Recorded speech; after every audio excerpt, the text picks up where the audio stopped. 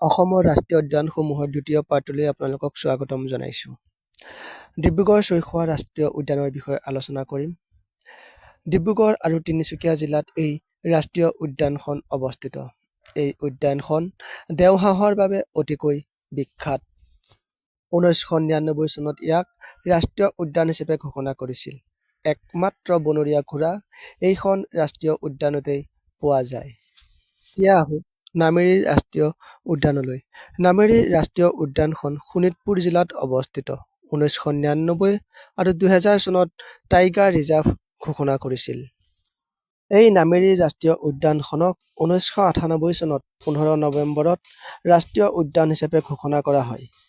এতিয়া আমি আলোচনা কৰিম ৰায়মনা ৰাষ্ট্ৰীয় উদ্যানৰ বিষয়ে।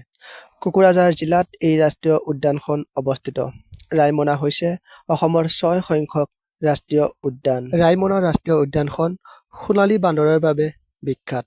2021 চনৰ 5 জুনত এই উদ্যানখনক ৰাষ্ট্ৰীয় উদ্যান হিচাপে ঘোষণা কৰা হয়।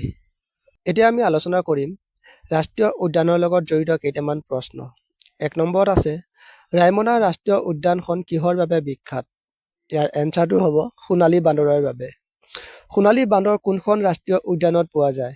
এনচাৰটো হ'ব ৰায়মনা ৰাষ্ট্ৰীয় উদ্যানত। দেওহাঁহৰ বাবে কোনখন ৰাষ্ট্ৰীয় উদ্যান বিখ্যাত? কিমান চনত নামেৰি ৰাষ্ট্ৰীয় উদ্যানক টাইগাৰ ৰিজাৰ্ভ ঘোষণা কৰা হয়? এই দুটা প্ৰশ্ন আপোনালোকে মোক কমেণ্ট কৰি জনাব। ধন্যবাদ। এতিয়া আহোঁ একেবাৰে শেষৰ বা 7 নম্বৰখন দিহিং পাটকাই ৰাষ্ট্ৰীয় উদ্যান। আচলতে দিহিং পাটকাই ৰাষ্ট্ৰীয় উদ্যান ডিব্ৰুগড় আৰু তিনিচুকীয়া জিলাত অৱস্থিত।